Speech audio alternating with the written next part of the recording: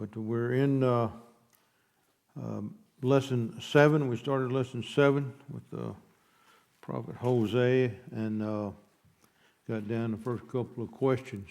All right, as I said, we're in Hosea.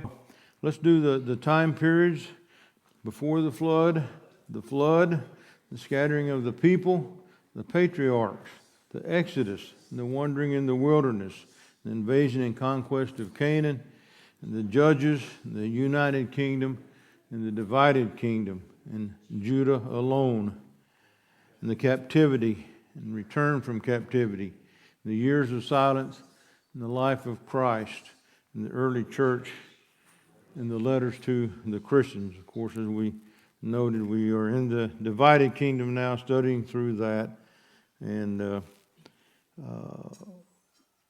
discussing today, and hopefully we'll get into Isaiah. But Hosea, as it is referenced sometime as well. And of course, we have the map here that shows the who we're dealing with here, and Hosea down here is living in time period. And notice what we're noting here too is that the fall of the northern kingdom, it will take place during his reign. And also we have, during this time, we have the kings that are during this time period as well. Uzziah, Jotham, Ahaz, and Hezekiah. All right. And so we got down to question number 2, or anything or any comments on the first one that we talked about last week.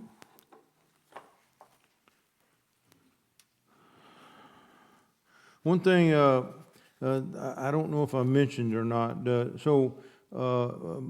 Kind of back on the beginning, but he was noted for he married a harlot. Does that seem unusual for the children of Israel to be doing that? Anyone? Yeah, no. Well, yes, that would definitely not be something God would approve of. Okay. God's going to use it as an illustration. There was a specific command on that in Leviticus chapter 21 and verse 14 was the command not to marry a harlot was given to the priest. And of course, Hosea was not a priest, and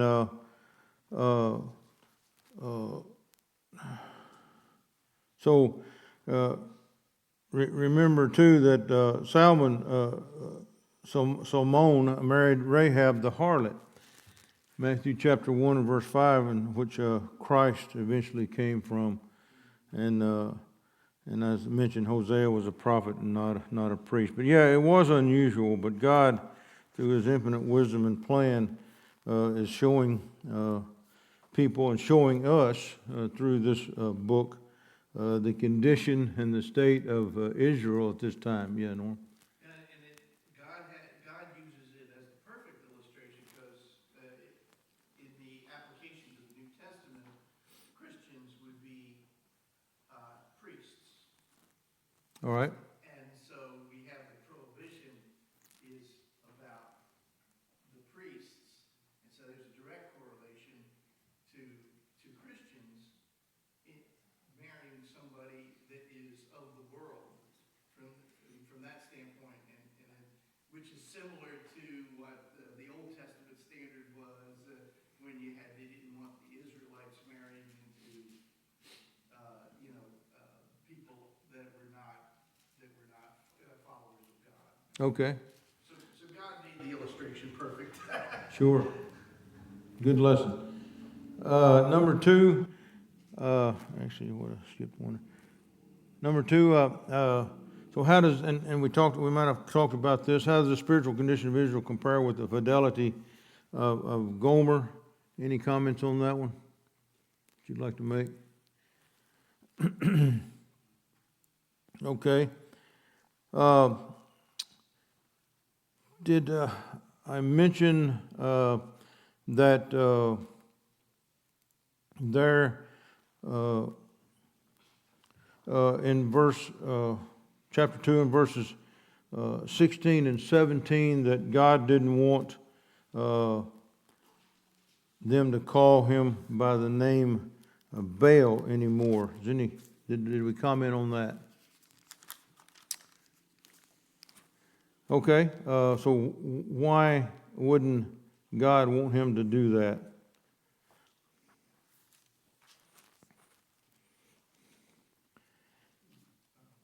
For it will come about in these days, declares the Lord, you will call me Ishi, and will no longer call me Baal, which is similar to that. For I will remove the names of Baals from her mouth, so that they will be mentioned by their names and no more.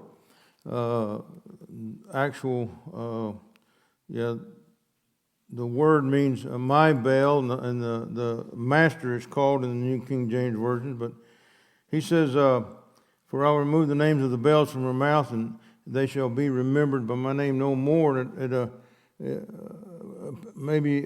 appears that the Lord doesn't want them to reference the word Baal, and so they were worshiping these idols, these Baals. And there's I looked at the commentary. Did anyone notice that? Yeah, Norm?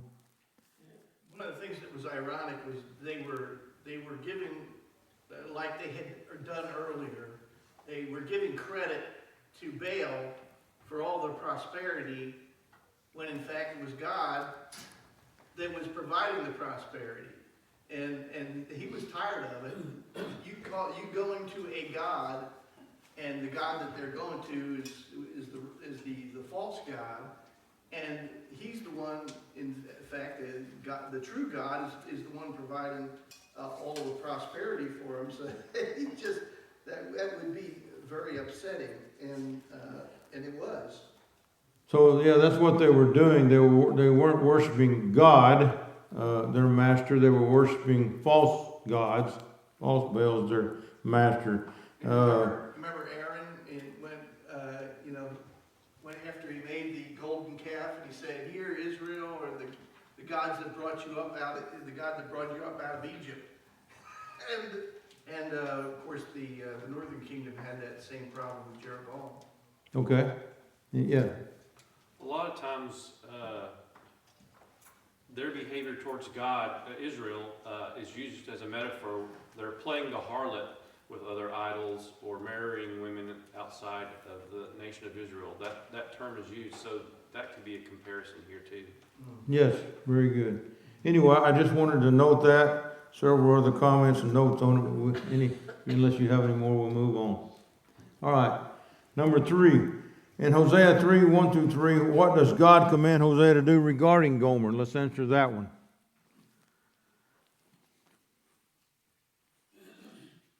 Yeah. Leave her.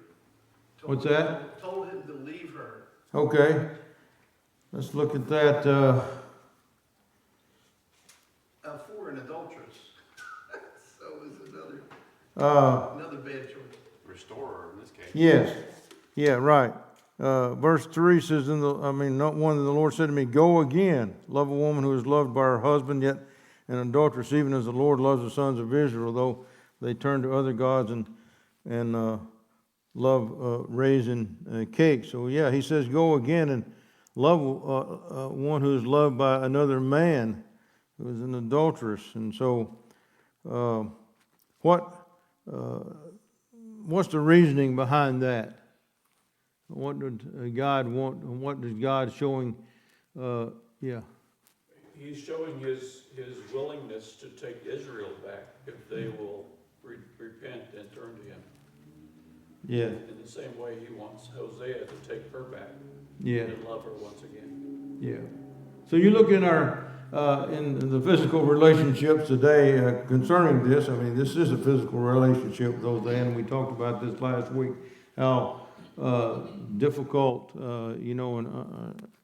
this would be for a woman that was treating a man like this, or for that matter, if a man was treating their wife like this, the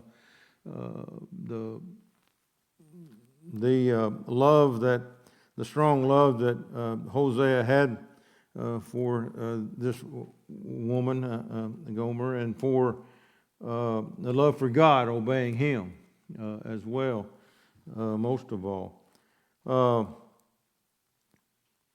Anyway, think about that. Yeah. What I'm gathering is that the relationship that he's having with his wife, God is showing him and the people the relationship they have with God. And if they can see that that's wrong and how they feel, Yeah. then they'll know where God stands in their relationship as long as they are unfaithful. Yes. Good point. Yeah, Norm. There's a little hint also of the way God used to make a point. He at times uses evil people and countries and things to punish the evil that's being done by His own people, and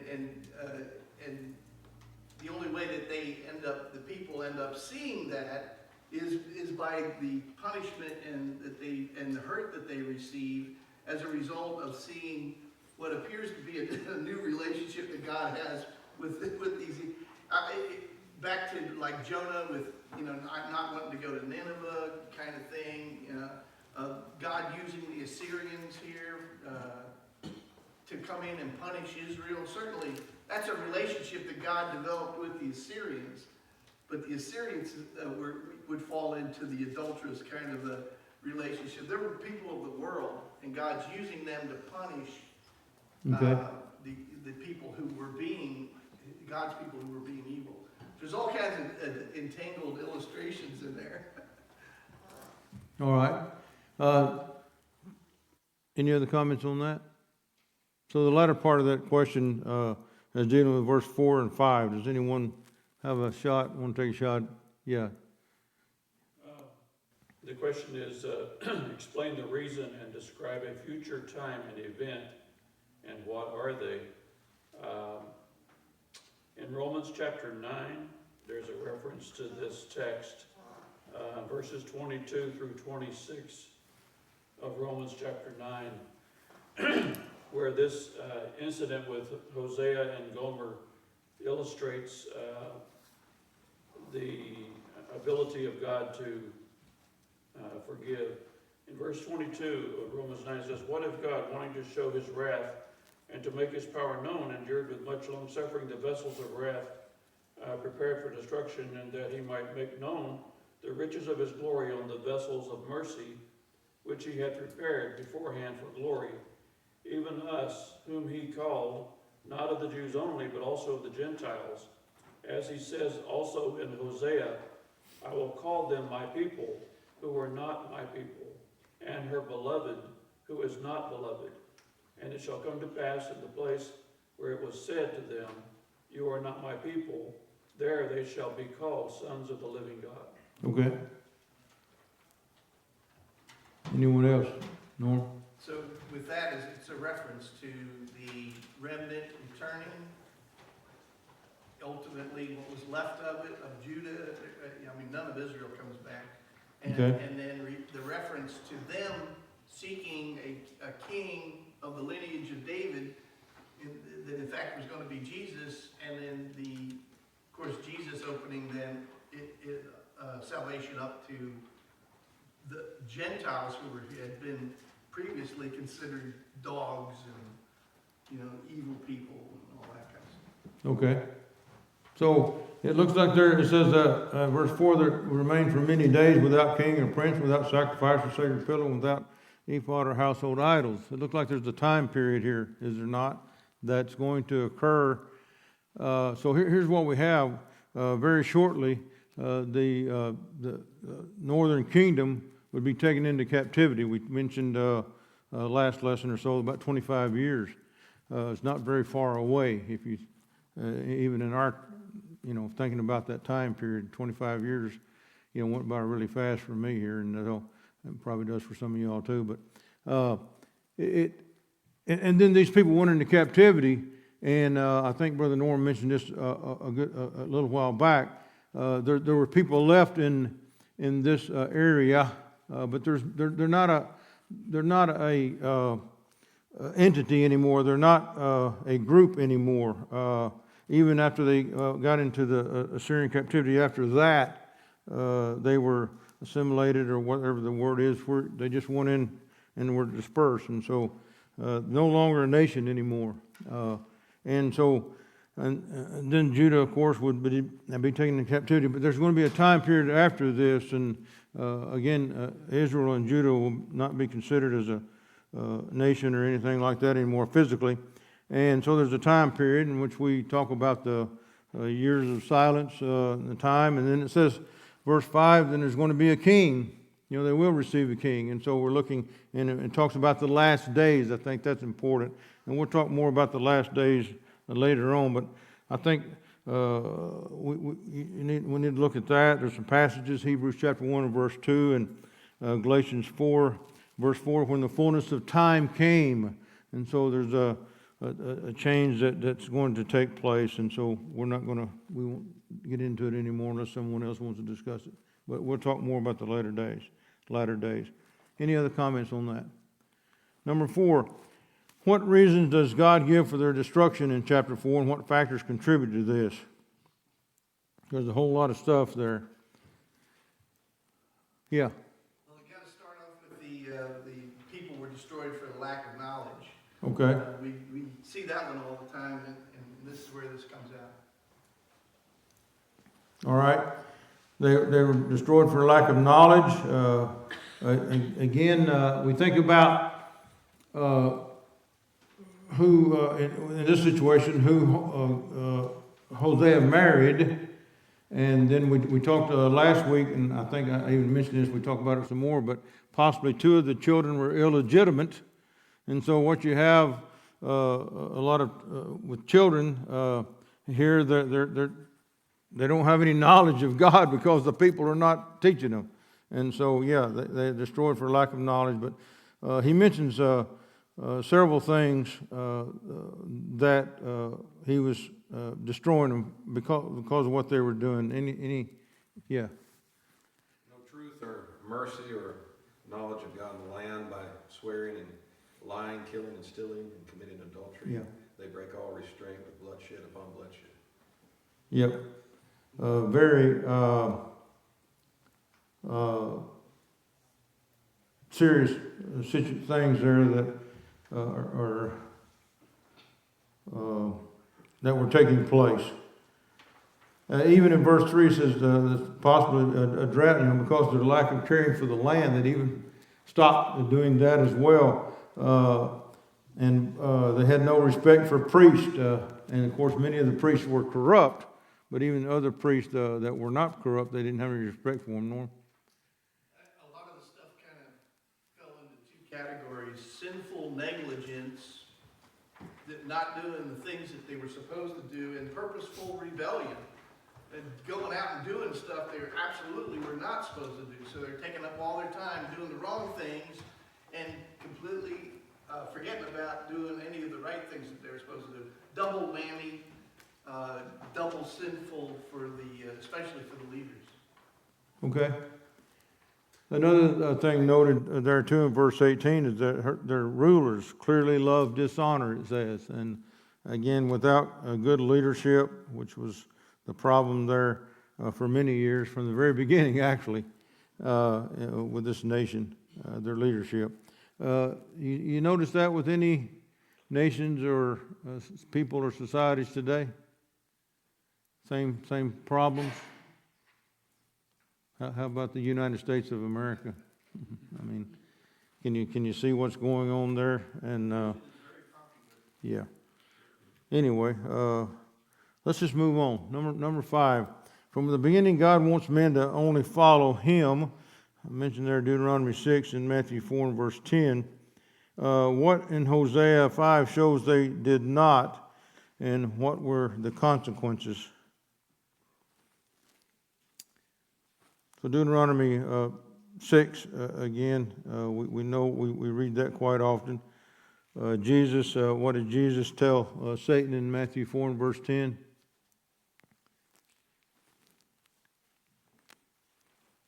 Worship God and Him only.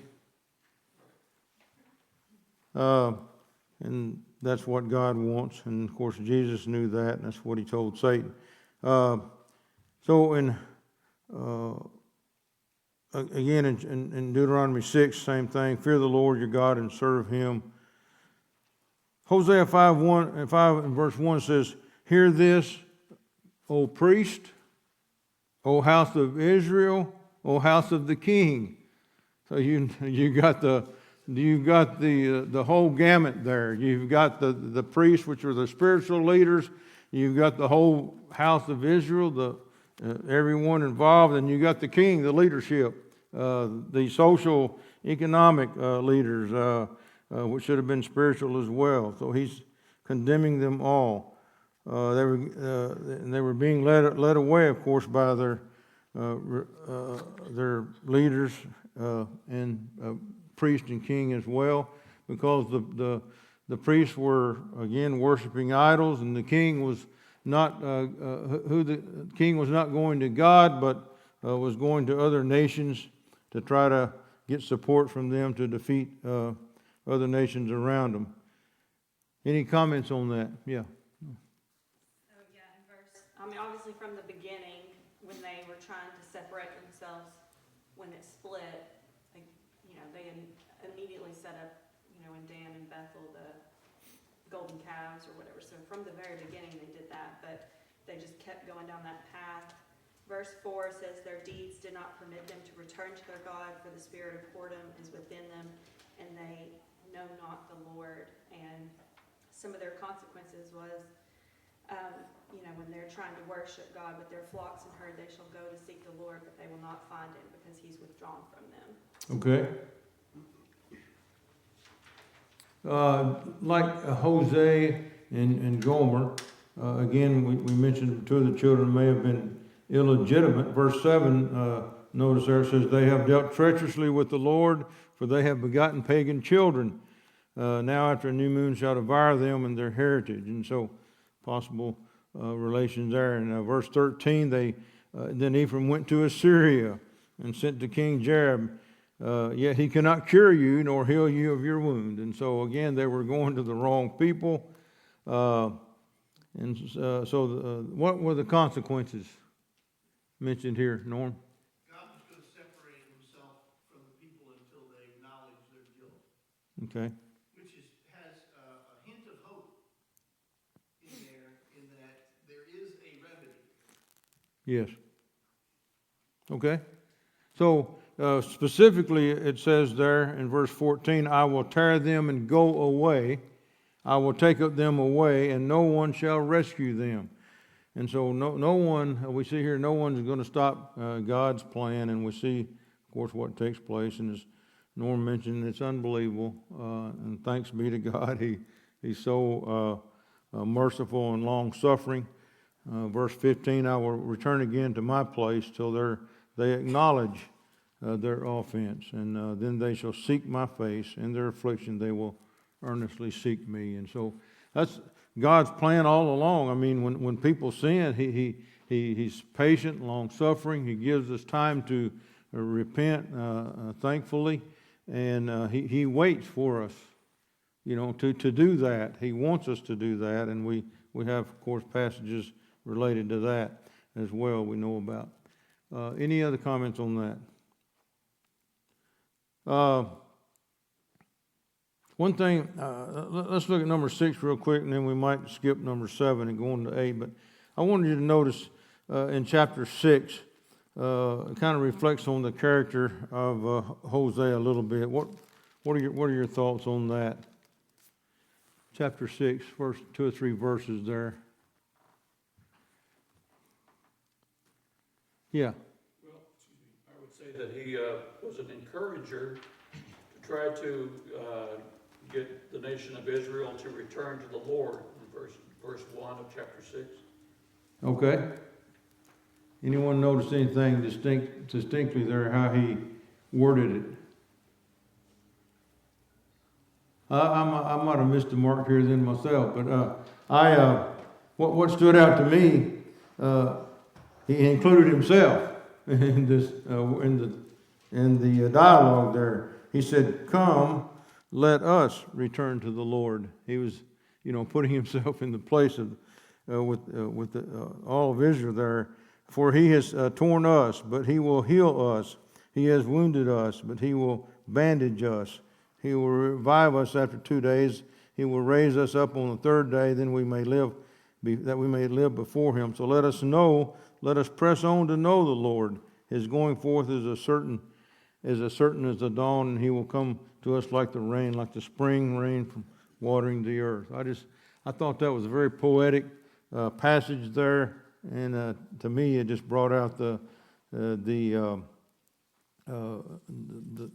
love, undying love that prophet showed for the people of Israel there. Any other comments on that one? Okay, let's go ahead and skip number 7, unless there's something that you wanted to bring out on that.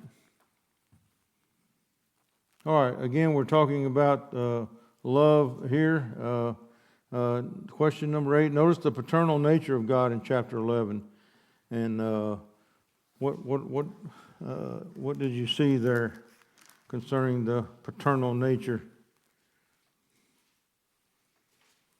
Any phrase?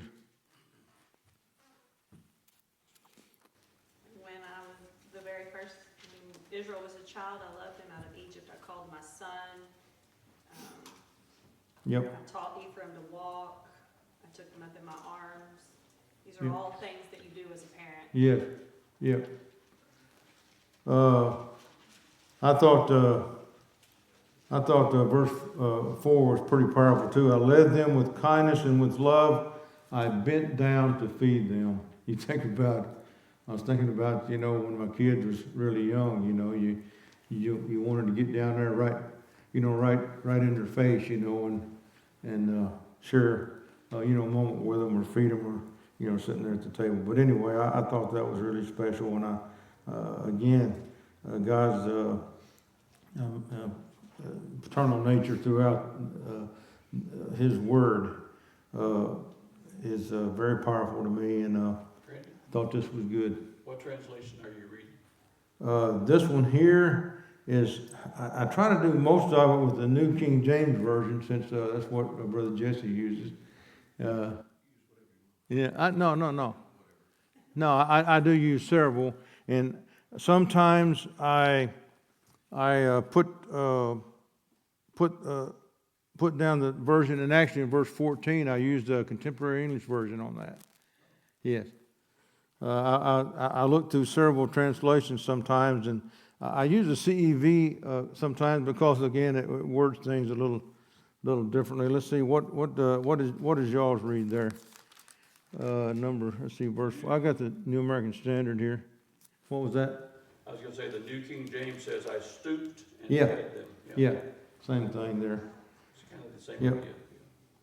Anything else on that one? Anyway, we're contrasting that with how Israel treated them. We know how Israel treated God terribly. And again, that relationship between Hosea and Gomer, the same thing there. And so,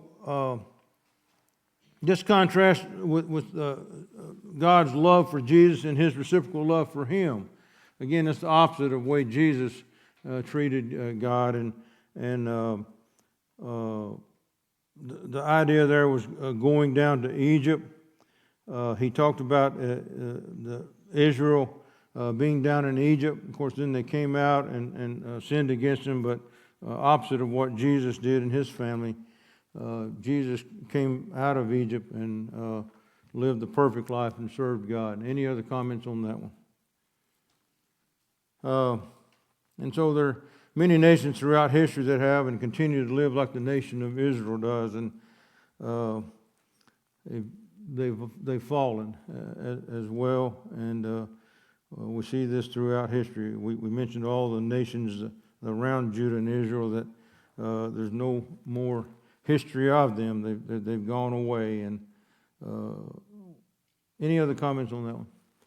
So God has always been faithful, question 9, to his people and wants all to repent when they fall.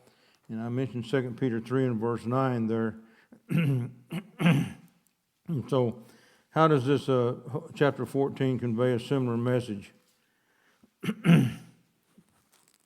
Anyone?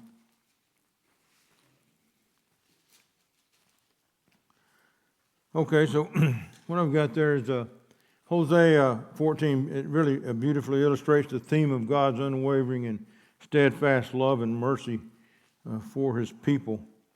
And despite Israel's failure, and even this day, despite our failures, God's desire is for all men to return to him when they fall.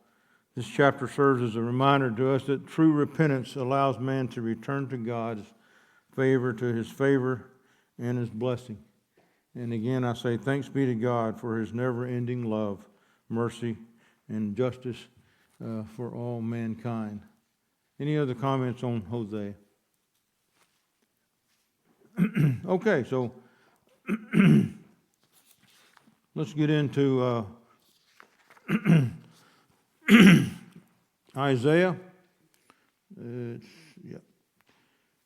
Get into Isaiah. One thing I wanted to note, as we talk about, I don't really talk about their names. Sometimes I don't get into their actual the history a whole lot. But one thing that stood out to me as I looked through these lessons is their actual name, the Hebrew name for Joshua, Isaiah, Jesus, and Elisha all have the same root and means God's salvation, or God is salvation. God save. Hosea actually was one as well, his name. The one form of Hosea is God is calling for salvation. And thought that was interesting to note. Okay. So let's go ahead and get in. We've looked and we see Isaiah there in our map down here with Judah. Again, the time period there during the time of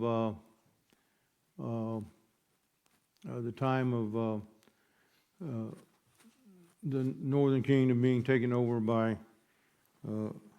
Assyria, and here are the kings that are during this time period with Isaiah. All right. Question number 1. We have recently studied how God communicates with man, and how did God communicate to Isaiah, and how was he commissioned to be a prophet for God? So how did God communicate with Isaiah? Yeah. He used a lot of visions. Okay. Used a lot of visions. Yeah, a whole bunch, did he? Anyone else? It's interesting how it was called in 2 Chronicles 32, in verse 32. It said, talking about Hezekiah, and Isaiah does spend a little time. We do have a question or two with him. But he says, now the rest of the acts of Hezekiah and his goodness, and I think this is the New King James Version, indeed they are written in the vision of Isaiah the prophet. And so, again, the idea here is it's a book of visions. It's called a book of visions or prophecies of Isaiah, sometimes referred to. So when you think about a vision, what do you think about? What's a vision? Like an image that you see, kind of like a dream, maybe? Okay. Anyone else? Yeah, it is similar to a dream, but it's kind of distinct in one way, because I only dream when I'm asleep. So you dream when you're sleeping, but actually visions occur when you're, kind of awake, I guess. And there's a... Maybe you're daydreaming. What's that? Daydreaming.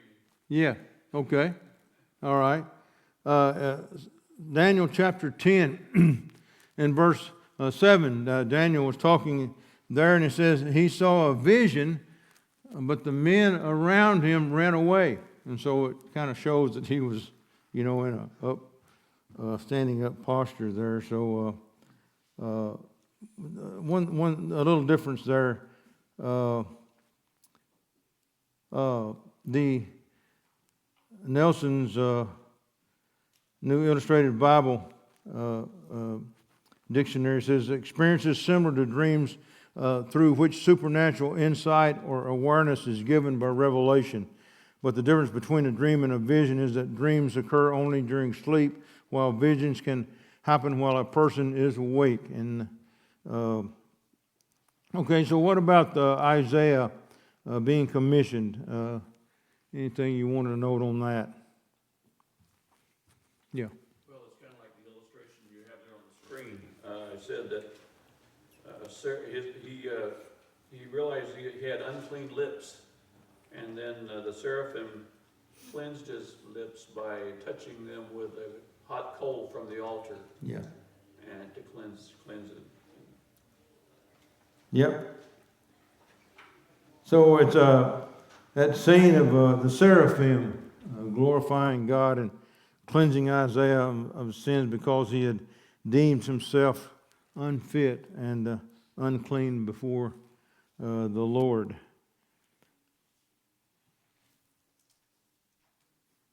And so he was cleaned. We see there, and then so how was Isaiah commissioned? Nobody remembers the song. Yeah. He said, who will go? And he said, Lord, send me. Yeah. Here am I, send me. Yeah, think about that. So yes, he said, who shall I send and who will go for us? Then I said, here am I, send me. And so Isaiah is going to go forth and prophesy to the people. He said, verse 9, go and tell this people, keep on hearing but do not understand, they keep on seeing but do not perceive. Any other comments on the calling of Isaiah? Number 2, Isaiah prophesies both concerning the present and the future. What did Isaiah see concerning Judah and Jerusalem in chapter 2, verses 1 through 5?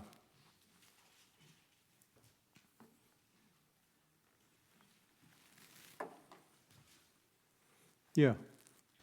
The future house of the Lord in the latter days being established, the law going forth from Jerusalem, all nations flowing to it. Yep. Obviously pointing to the church and the gospel age in Acts 2. Yeah. So you mentioned the phrase there that we said we'd talk about, that latter days. That latter days is mentioned in the New Testament. Basically says, you know, we're in them. We're in the latter days. Several passages around that. Joel, you know, we talked about the prophet Joel, and in chapter 2, the same idea there. Peter referred to that and says, this is that time which Joel was talking about again. Daniel also speaks of it in Daniel chapter 2 as well. In verse 28, I believe, when he was talking, interpreting the dream from Nebuchadnezzar about the statue, he was speaking about the church there too, and never being destroyed. And of course, this was going to be taking place during the time of the Roman Empire. 1 Peter chapter 1 and verse 20 tells us about the last times. Hebrews chapter 2 and verse 2 talks about the last days, and the idea there means the final place or time is what that means. And so, again, there's not any more dispensations or time periods after now. We're in that. We're in the latter days, and that's what this is talking about. Any other comments on that one? Yeah. Just to support what you just said there in 1 Corinthians 15, when Paul says, when the Lord comes, then shall come the end.